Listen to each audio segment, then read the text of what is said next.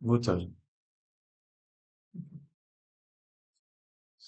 Alors, est-ce qu'il y a besoin que je revienne sur les éclairages ou on a réglé les violons? C'est bon, ça va. Alors, on va passer directement à la partie rendu. Je vais rappeler les paramètres de rendu pour obtenir une bonne qualité de rendu pour Photoshop. Alors, pour le rendu, c'est l'appareil photo qui est ici. Donc, je vais rappeler les paramètres qu'il faut. Je vous donne exactement les bons paramètres pour une sortie optimale. Alors, si on table sur un format A3, alors plein pot hein, sur du format A3, on va travailler sur une résolution. Je vous ai parlé de la résolution, c'était 150 minimum. Si vous voulez avoir beaucoup de matière pour travailler sur Photoshop, on peut pousser à 300. Mais attention, le temps de rendu est très très long. Alors je vais rester à là, je vais juste vous montrer ce que je mets ici. Ça c'est pour la vidéo, mais je ferai un rendu beaucoup plus petit parce que sinon ça sera trop long à rendre. Euh, Ici, il faudra cocher anti-aliasing. Anti-aliasing, c'est ce qui permet d'éviter d'avoir des effets de crénelage au niveau des arêtes des bâtiments, donc les effets d'escalier, vous voyez. Euh, la taille, donc, se rentre ici. Donc, je prends le 42, par exemple, pour un format A3. Alors, là, il me met 25 ou 31. Il se cale par rapport au ratio hauteur-largeur, en fait, de l'image. Donc ça, c'est normal. Euh, ensuite, l'ambiance, en fait, c'est ce que je vous disais, c'est vous dites que vous êtes à l'extérieur du bâtiment, donc ça va régler la luminosité par rapport à une prise de vue extérieure. Euh, et les réglages, ici, vous le mettez sur qualité pour obtenir, alors, le temps de rendu sera plus long, mais au moins on aura une bonne qualité d'image. Alors, donc ça, je vais pas y toucher. Il y a une chose à activer, c'est occlusion ambiante, celle qui permet de générer des petites ombres sur les coins au niveau des murs. Donc ça, je le coche. Et ensuite, je choisis le bon format. C'est-à-dire que je vais naviguer ici. Et le format, ça sera du format Photoshop. D'accord? Alors maintenant, je vais montrer, je vais descendre la qualité de l'image parce que malheureusement, ça risque d'être trop long pour faire la démo. Donc, je vais descendre la qualité pour pouvoir vous montrer comment ça se passe dans Photoshop. D'accord? Alors, je vais rester sur une taille de rendu assez petite.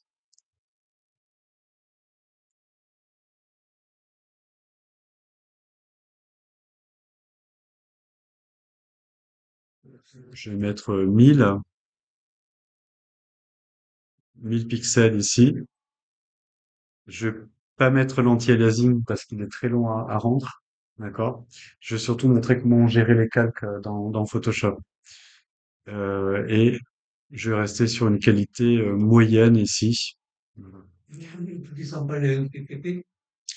Alors, effectivement, là, ça pas. En fait, tout ça est lié. Si je mets 1000 pixels, j'obtiens 8 centimètres ça nous fait une petite vignette. Voilà. Donc, François, par contre, vous pourrez pousser un peu plus hein, les paramètres. Euh, voilà. Donc ça, ensuite, on fait donc naviguer. On choisit le format Photoshop. Voilà, je vais mettre sur le bureau. Donc, on peut évidemment renommer un SAVU ici. Je fais enregistrer et ensuite je valide mon rendu. En espérant qu'il prenne. Alors, ça va prendre un certain temps quand même. Il y a une première étape qui va gérer la lumière, donc qui va calculer la lumière de la scène. Ça va quand même assez vite, oui. Rendu en cours. Ah oui, c'est déjà fini. Alors, je peux pousser les paramètres.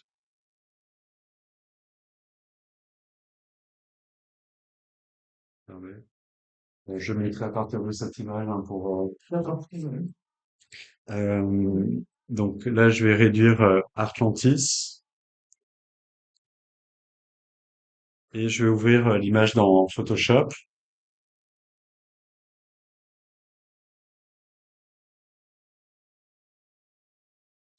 Alors, Atlantis, le fait de l'avoir enregistré au format Photoshop m'a bien détaché l'arrière-plan, m'a mis la maquette seule et m'a mis des calques que je vous avais un peu montré, quelques matériaux, ce qui permet de cerner certaines zones pour les recoloriser, les réajuster. Alors, hop, je vais ouvrir l'image.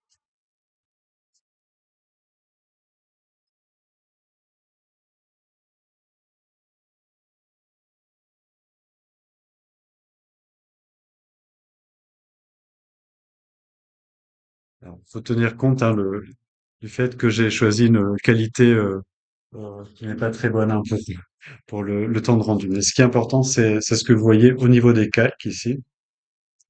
Donc, premier calque, c'est toute l'image aplatie avec la maquette, en fait. Donc celle-ci, bon, elle nous sert juste de référence, mais je peux la masquer.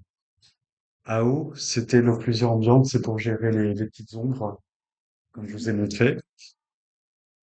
Color, alors je vais enlever tous les calques hein, pour qu'on comprenne bien. Color, en fait, c'est votre maquette avec un masque autour de la maquette. Donc, il isole la maquette de son fond. Et là, on a le background qui apparaît ici. Donc, pas de détourage à faire particulier puisque tout est déjà monté. Alors, ça veut dire que là, par exemple, pour une image de qualité, il faut essayer de d'harmoniser euh, la luminosité de la scène par rapport à la maquette. Là, clairement, l'image est vraiment très terne de fond. Donc, il va falloir réajuster les niveaux dont je vous ai parlé pour essayer de retrouver déjà une cohérence par rapport à ça. Alors, donc, je me mets sur le background. Je vais vers un outil que je vous ai montré qui était dans Réglage, qui s'appelait Niveau. Et vous voyez ici, comme je vous ai expliqué, vous avez les tons clairs qui sont de ce côté-là. Donc clairement, mon image est très sombre ici. Donc si je ramène les tons blancs vers la courbe, j'illumine ma salle ici. D'accord. Et les tons foncés, a priori, j'ai pas beaucoup de marge de manœuvre ici. Donc si je pousse trop le curseur vers là, je vais boucher les ombres ici. Donc de faire attention à ça.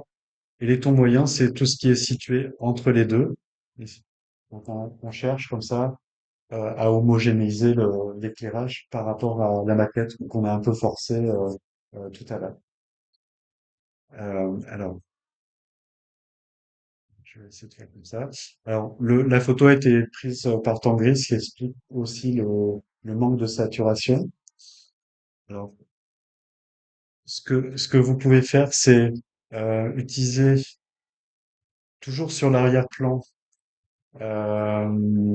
Ça va être alors, un outil qui s'appelle Vibrance qui sature l'image, mais de manière plus subtile que saturation, en fait. Donc, Vibrance, je l'utilise pour les portraits. Par exemple, ça évite d'avoir un teint de carotte très rapidement, ça réajuste les couleurs. Vous allez voir la différence. Il y a saturation ici. Vibrance va ramener la couleur, mais tout en restant naturel, en fait.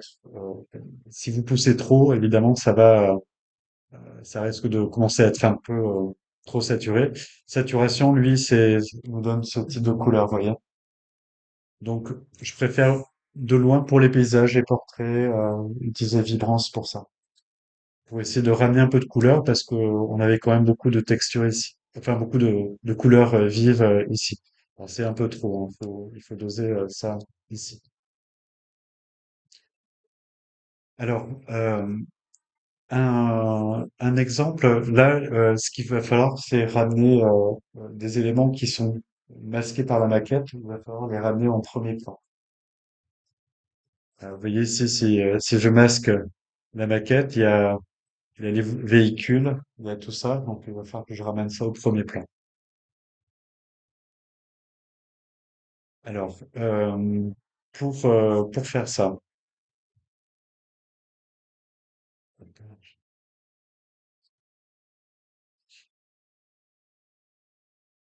je vais mettre déjà sur la maquette et je vais descendre l'opacité pour voir déjà détecter ce que je veux prendre ici. Euh, ouais, tac.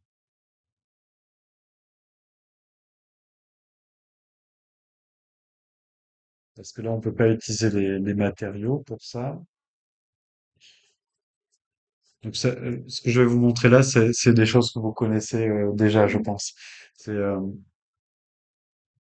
je vais plutôt masquer ça.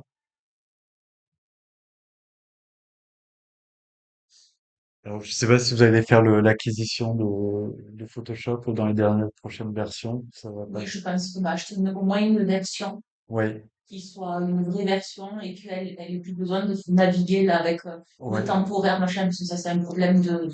Euh, dans Photoshop, vous avez un outil bon, qui est relativement récent, qui s'appelle sélection d'objets, qui est ici. Alors, mon image est de mauvaise qualité, donc sélection sera pas peut-être très propre, mais sur une image de bonne qualité, ça marche très bien. Si je dois faire remonter ce véhicule au premier plan, alors je vais passer. Pardon, pardon, j'espère qu'il va le faire. Faut que je me mette bien sur mon image.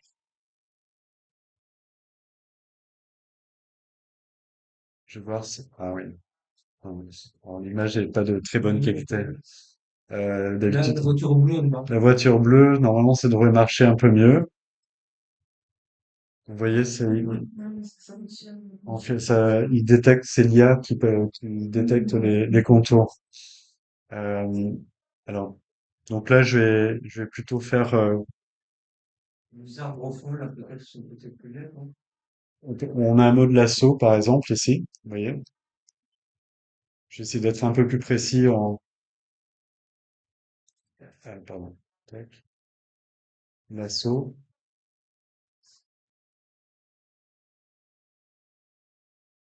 pour que Photoshop comprenne au moins la forme, ici. CTRL D. Hop,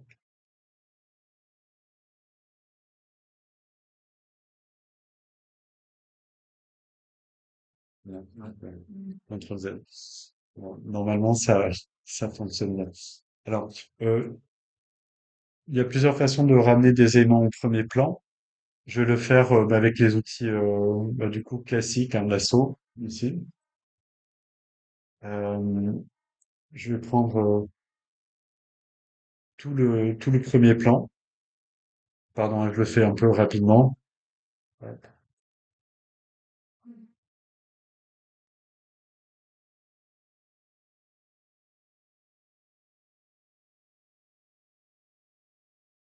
hop,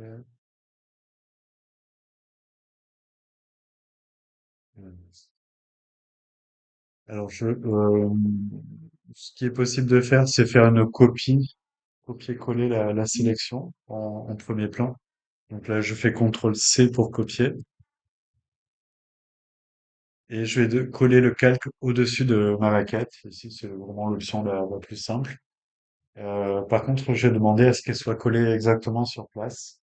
Donc, vous avez édition, collage spécial, coller en place, ici. Ce qui permet pardon, hein, c'est pas très beau, mais ça le remet exactement par-dessus. D'accord? Alors, et après, on peut venir regommer. Donc ça, je suppose que vous connaissez ça. Moi, j'ai trace. Donc, je me mets bien sur le calque matériaux, ceci. Je vais mettre une tolérance de 2. On va mettre 10 ou 5 maximum.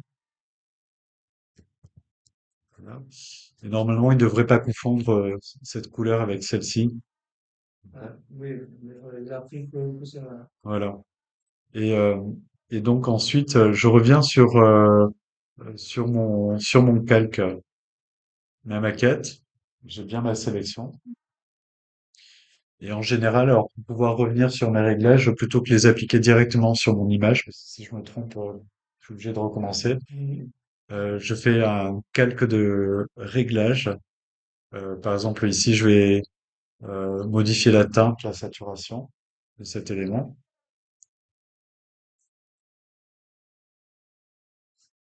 Et je peux désaturer, assombrir s'il y a besoin, seulement cette partie-là. L'intérêt, c'est une méthode qui est non destructive, c'est-à-dire que vous pouvez toujours revenir sur le réglage après, en double-cliquant dessus, pour ajuster la saturation s'il y a besoin. D'accord. Donc ça, c'est vraiment un des plus d'Artlantis, c'est de nous fournir ces calques qui permettent de faire des sélections très ciblées en fonction des matériaux, en fonction des objets. Alors si on a mis des objets dans la scène d'Artlantis. Euh, euh, voilà.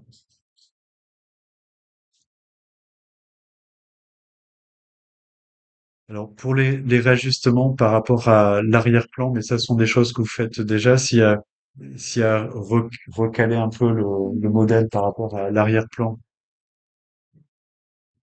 Vous avez des outils de déformation. Euh, Par exemple, ici, je me mets sur la maquette. Je vais aller sur édition, transformation manuelle. Alors, j'utilise beaucoup le raccourci clavier CTRL-T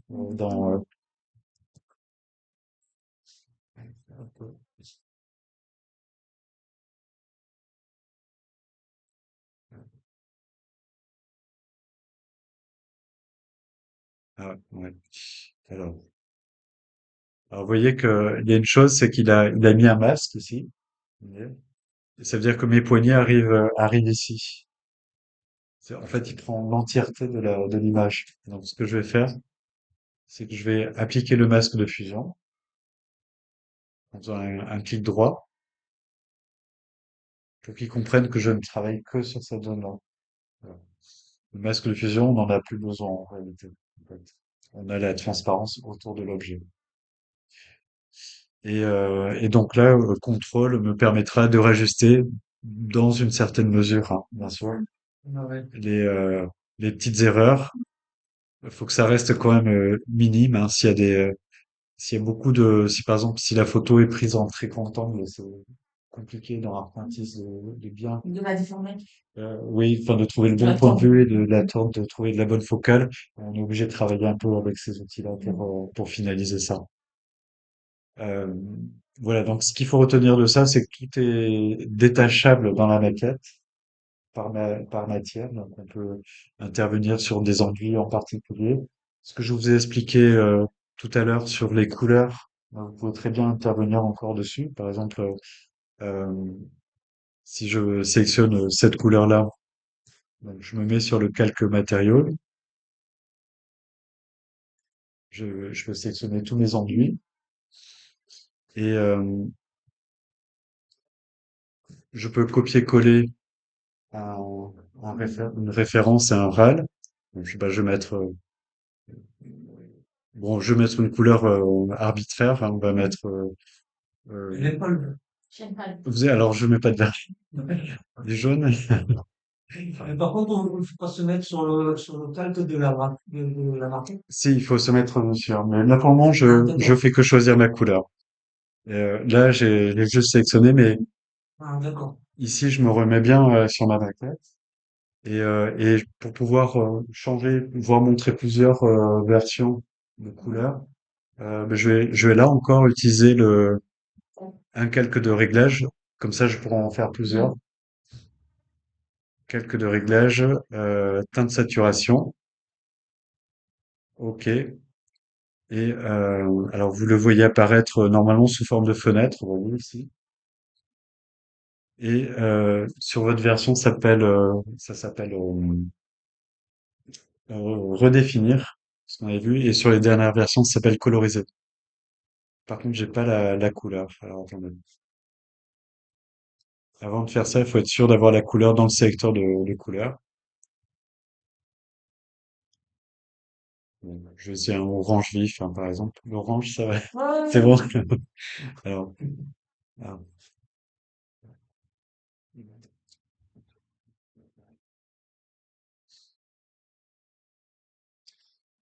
Alors, alors, il y a un petit souci. Jaune.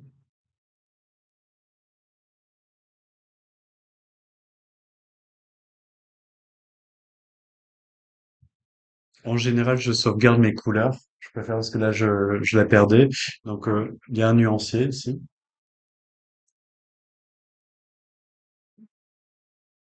Je l'amène dans, je l'ajoute à mon nuancier ici, pour être sûr de la sauvegarder.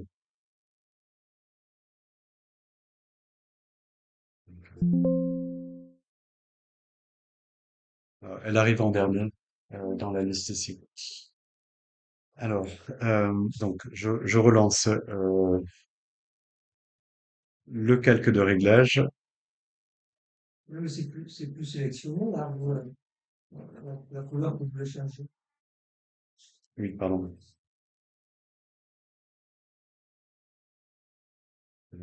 Tac. Alors, un conseil, si jamais vous perdez votre sélection, ce que je fais souvent, c'est, je vais dans sélection, je fais mémoriser sélection. Ça permet d'en mémoriser plusieurs pour revenir dessus. C'est pas une obligation, mais ça peut servir surtout si on a fait une longue sélection, à la main. Alors, je reviens sur mon image. Nouveau calque de réglage, teinte saturation. Ah, je peux lui donner un nom, hein, jaune.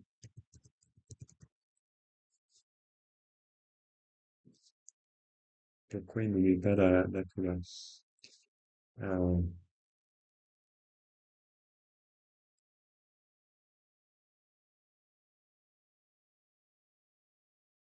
Si, il me l'a bien gardé ici. Donc là, après, j'ai plus à saturer plus ou moins. D'accord, ma couleur ici.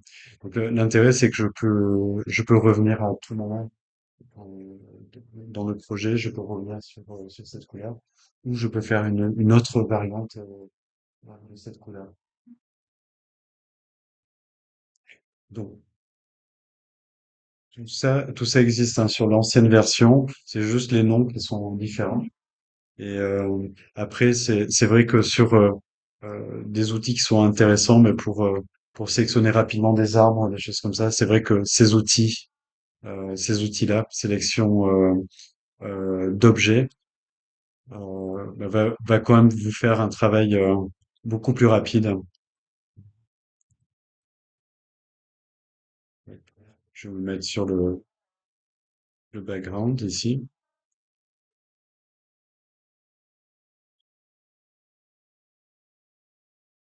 Bon, il y a toujours un peu de travail à faire, mais quand même, vous voyez que Ah oui, le euh, premier, ouais.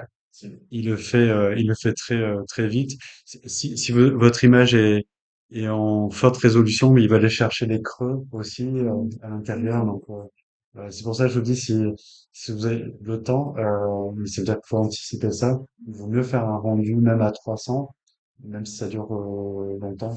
Euh, mais ça vaut le coup pour la post-production après de l'image, parce que vous avez beaucoup plus de latitude pour utiliser les outils. Donc, ça fait longtemps. Longtemps, alors ça dépend. Oui, mais entre 150 et 300. Ça On dépend. attend quoi? Un quart d'heure de plus? Non, Une heure? ça va être au minimum deux fois plus longtemps. Ça va durer deux fois plus longtemps, voire quatre fois plus longtemps. Si vous passez de Ah oui. 150 à 300, ça dépend des machines aussi, ça dépend de la carte Ouais. graphique. Donc le mieux, c'est faire un test une fois pour voir Ouais, combien de temps ça met? en combien de temps ça met à pleine Ouais. résolution. Donc